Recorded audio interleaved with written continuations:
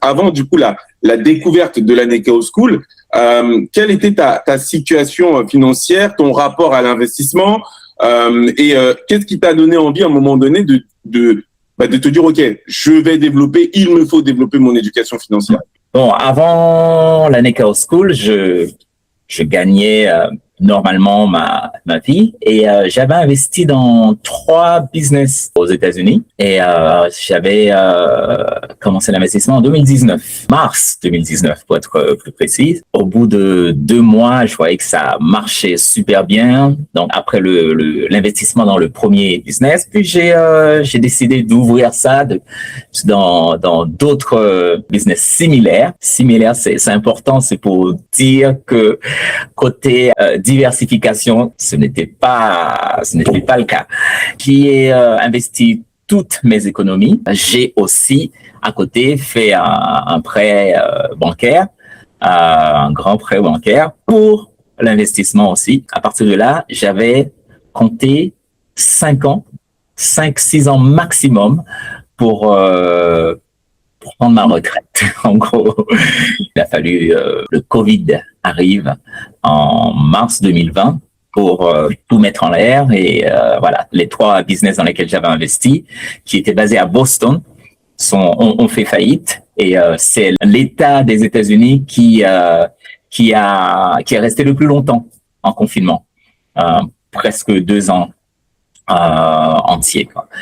Et donc du coup, je me suis retrouvé à rembourser les prêts par moi-même, alors que les business, en fait, les intérêts que j'avais, les revenus que j'avais mensuellement allaient directement pour rembourser le prêt. À ce moment-là, je me suis dit, il faut que je m'instruis financièrement. Et j'ai commencé à chercher des écoles physiques. J'étais plus intéressé par des écoles physiques plutôt qu'en ligne, parce que d'une part, je me sens plus motivé quand j'ai le contact physique avec d'autres personnes. Et puis aussi, comme ça, je me suis dit que je pourrais mieux juger de la qualité du cours en question. Voilà, donc c'est ce qui m'a poussé à chercher. Ok, c'est super intéressant ce que tu nous partages parce que beaucoup de personnes n'ont pas forcément manqué de volonté d'avoir, tu sais, à investir, d'avoir à construire, d'avoir à créer des choses, d'avoir à prendre des guillemets, du risque. Ouais. Mais beaucoup ont rejoint la Nekao School comme toi en nous disant, j'ai tenté, j'ai compris que je n'avais pas la connaissance nécessaire et du coup, je me suis dit qu'il fallait que je puisse effectivement développer finalement cette connaissance, cette éducation. Comment est-ce que toi, tu as entendu parler de la Nekao School? Comment tu nous as découvert? Est-ce que c'était bien une pub? Est-ce que c'était bien un podcast? Via un contenu sur Instagram? Est-ce que tu te rappelles? Oui, très très bien même. Via un podcast, justement, j'ai vu le nom de Kémy Séba affiché. J'ai cliqué dessus et il s'est trouvé que c'était le podcast de la Nekao, de la Nekao. Ça s'appelle comment ce podcast? J'ai oublié. Can We Talk. Ouais, voilà, c'est ça. Oui, Can We Talk, c'est ça.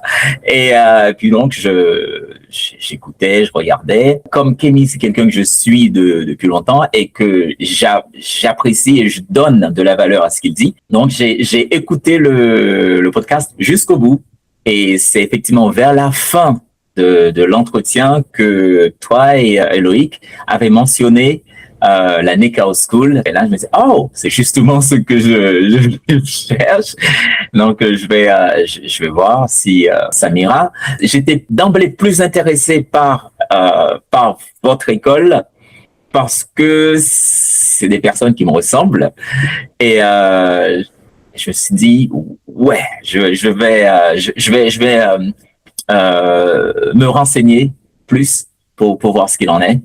Et puis, quand Kémy a donné sa bénédiction, a salué votre projet, et je me suis dit, OK, on y va.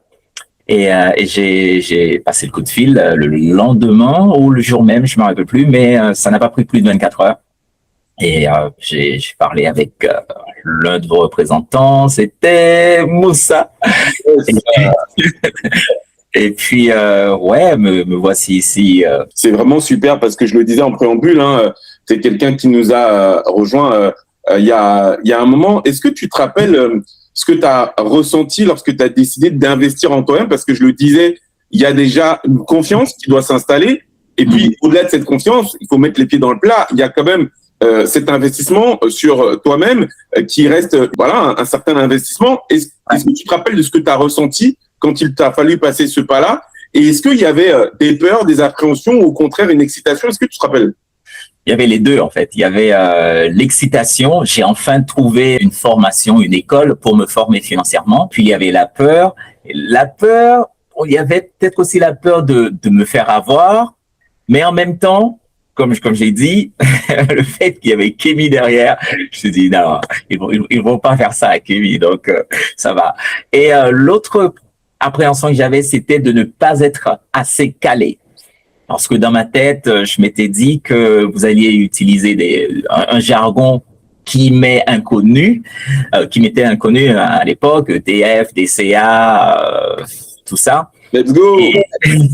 Et que si vous attendiez à ce que je connaisse ce vocabulaire dès le début, donc j'ai commencé à faire des recherches pour m'instruire là-dessus, mais j'ai vite compris qu'en fait qu'on était bien accompagné, il y avait beaucoup de bienveillance dans la formation et cette appréhension a vite disparu et aujourd'hui je ne regrette mais vraiment absolument pas.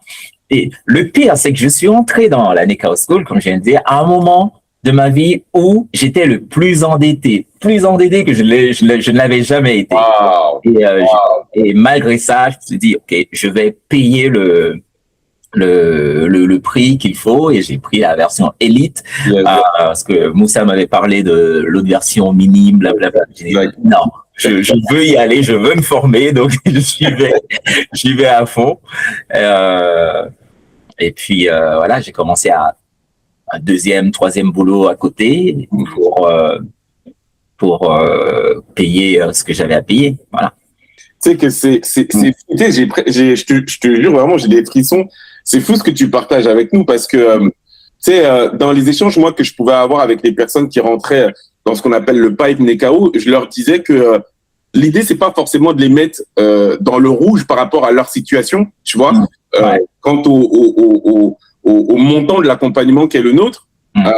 Mais ce qui était sûr et certain, c'est que les éléments et les connaissances qui seraient amenés à emmagasiner, c'est pas des éléments que tu vas te servir pendant 1 mois, 2 mois après c'est obsolète. Ce sont des éléments en fait dont ils auront besoin et dont ils vont pouvoir se servir jusqu'à la fin de leur jour, leur permettant ainsi, dans la mesure où ils commençaient en fait à investir sur eux, et bien de pouvoir avoir la construction de leur patrimoine faite sur le moyen long terme sans avoir à le regretter. Donc ça me fait tellement plaisir que tu valides tout ça.